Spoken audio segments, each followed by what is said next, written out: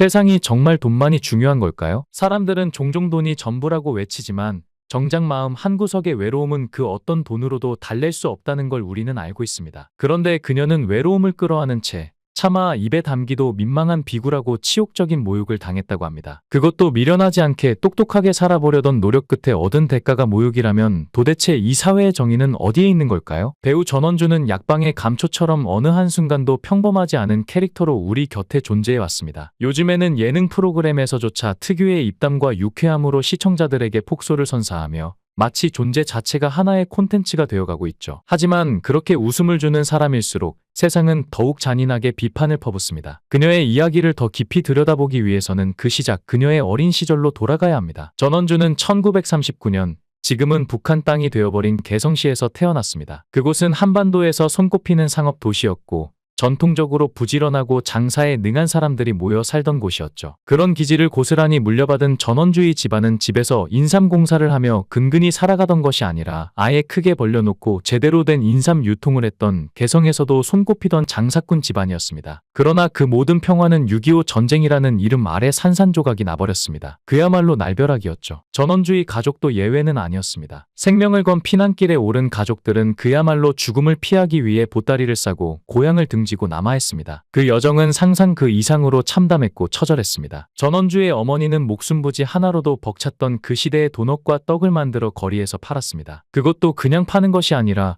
날마다 만든 것을 나무 쟁반에 담아 어린 전원주 손에 들려보냈죠. 다 팔기 전에는 절대로 돌아오지 마라는 어머니의 단호한 말은 어린아이에게 가혹할 만큼 냉정했지만 그만큼 생존이 걸린 절박한 명령이었습니다. 그리고 팔아오면 어머니는 꼭 용돈을 주셨습니다. 적은 돈이었지만 전원주에게 그것은 어머니의 신뢰와 사랑이 담긴 보상이었고 생존을 위한 필사적인 노력의 결과였습니다. 어머니는 단순히 생활비를 벌던 분이 아니었습니다. 장사의 귀재였습니다. 언제 어디서 어떻게 팔면 사람들이 돈을 쓰는지를 본능적으로 아셨고 그 능력은 곧 미천이 되어 비단 가게까지 열게 되었습니다. 결국 전원주는 어머니의 권유로 숙명여대 국어국문과에 진학하게 됩니다. 어머니는 반드시 딸에게 좋은 직업, 남에게 무시당하지 않는 삶을 안겨주겠다는 일념 하나로 교육에 모든 걸 쏟아부으셨습니다. 교사라는 길은 그렇게 어머니가 정해준 미래였습니다. 처음 중학교 담임이 되었을 때 전원주는 세상을 다 가진 것 같았죠. 하지만 키가 작아 칠판에 글씨를 쓰는 것도 어려웠고 자신보다 큰 학생들에게 야단을 칠 때마다 얼굴을 올려다봐야 했던 현실은 생각보다 서글펐습니다. 아이들에게 존경받기보다 조롱당하는 순간이 점점 늘어났고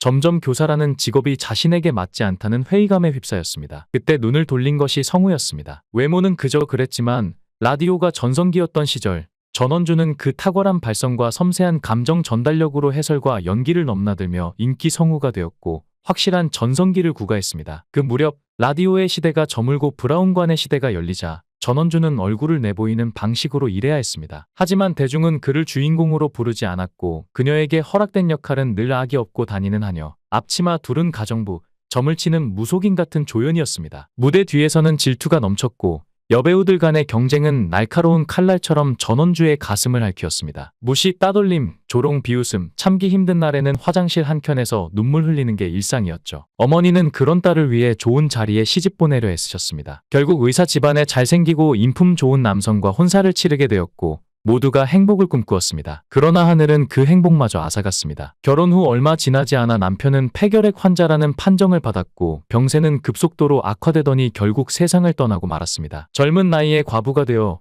평생을 홀로 아들 키우며 살아야 한다는 막막함은 그 무엇보다 무거운 짐이었습니다. 결국 전원주는 친구의 아이 돌잔치에서 한 경상도 사나이를 만나게 됩니다. 그 순간 운명처럼 사랑에 빠졌고 그 사람과 함께 인생을 다시 쓰기 위해 어머니에게 소개하게 되었습니다. 그런데 그 남성은 마치 누가 봐도 이 남자가 문제의 시작이다라고 외칠 수밖에 없을 정도로 너무나도 뻔뻔하고 도발적인 차림새로 첫 인사 자리에 나타났습니다. 백색 구두는 누가 봐도 어울리지 않는 과시욕의 표식이었고 그가 맨 빨간 넥타이는 마치 싸움을 걸 듯 강렬했고 머리에 바른 기름은 그를 제비가 아니라 기름 냄새 나는 장돌뱅이처럼 보이게 했습니다. 그 모습을 본 어머니는 그 자리에서 말없이 돌아섰고 문을 세차게 닫고 나가버렸습니다. 그리고는 전원주에게 참담한 얼굴로 말했습니다. 너 지금 당장 결정해. 이 집에서 나갈 거면 저 남자랑 같이 나가. 아니면 지금 여기서 그만 끝내. 그 목소리에는 분노를 넘어서 절망이 담겨 있었습니다. 하지만 전원주는 그 남자의 눈빛 속에서 무언가 자신도 모르는 마법 같은 끌림을 느꼈고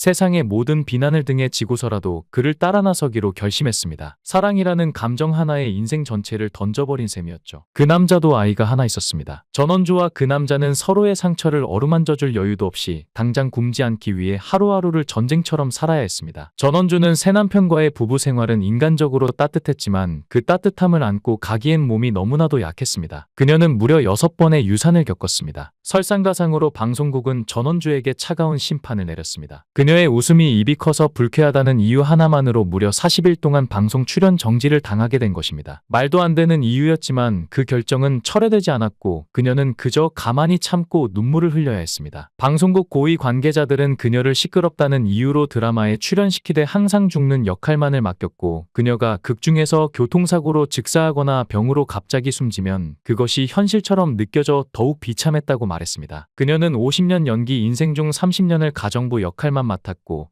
항상 무대 뒤에서 소리 지르고 뛰어다녔으며 밥상을 나르고 부엌을 정리하며 땀으로 화면을 채웠습니다. 그러던 어느 날 전원주는 인왕산 기슭에 자리한 허름한 점집 앞에 멈춰섰습니다. 답답한 사람은 망설이지 말고 들어오라는 문구가 적혀 있었습니다. 그녀는 무작정 문을 열었습니다. 그리고 점쟁이는 그녀를 보자마자 입을 가리며 말했습니다. 지금은 차마 노년의 그 입이 복을 가져다 줄 거야. 입 그대로 두어. 그 한마디가 그녀의 마음에 칼처럼 박혔습니다. 그녀는 결국 성형을 포기했고 그 입 그대로 그 웃음 그대로 세상과 싸우기로 결심했습니다. 그녀의 간절한 마음이 결국 하늘을 울린 것일까요? 오랜 시간 문전박대를 당하고 눈물로 하루하루를 견뎌야 했던 전원주에게 드디어 믿기지 않는 변화가 찾아왔습니다. 그토록 닫혀있던 방송국의 문이 스르르 열리더니 PD들의 싸늘했던 눈빛이 따뜻하게 바뀌기 시작한 것입니다. 세상 사람들 말처럼 웃는 사람의 얼굴엔 침을 뱉지 못한다지만 전원주의 삶에는 그 이상의 기적이 밀려들기 시작했습니다. 그렇게 그녀는 대추나무 사랑 관련내에서 하성댁 역으로 캐스팅되며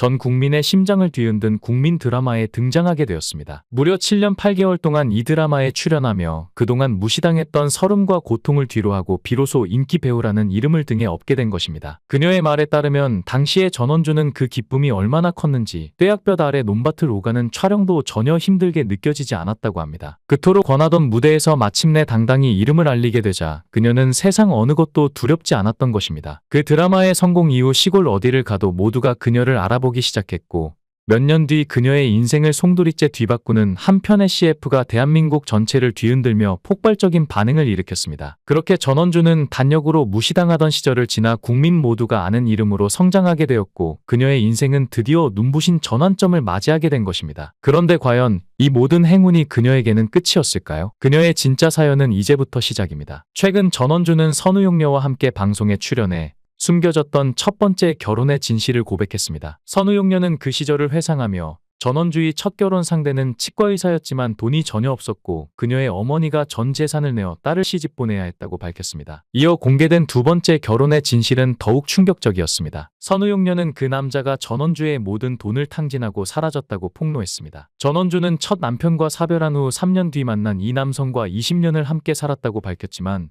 사랑이라 믿었던 세월은 그녀의 재산을 앗아간 파국의 시간이었습니다. 전원주는 후배들에게 늘 말합니다. 돈은 허투루 쓰지 마라. 아껴 써라. 그게 인생을 지켜주는 방패다. 하지만 그녀의 인생을 보면 그 방패는 때로는 사람들을 밀쳐내는 벽이기도 했습니다. 자신은 뼈를 깎는 절약으로 돈을 모았고 남편의 외도로 무릎을 꿇고 사정하기까지 했던 여자였습니다. 파주의 큰 땅을 날려버린 남편, 가남으로 세상을 떠난 두 번째 남편, 그리고 이제는 며느리와의 갈등 속에서 다시금 외로움을 곱씹으며 살고 있는 그녀. 그렇게 전원주는 오늘도 은행 VIP 라운지에서 최고 등급 대접을 받지만 정작 마음속에는 빈자리가 하나 둘씩 늘어나고 있는 건 아닐까요? 영상을 끝까지 시청해주시고 귀한 시간 내주셔서 대단히 감사합니다. 구독, 좋아요 꼭 부탁드립니다. 더 좋은 영상으로 보답하겠습니다. 건행.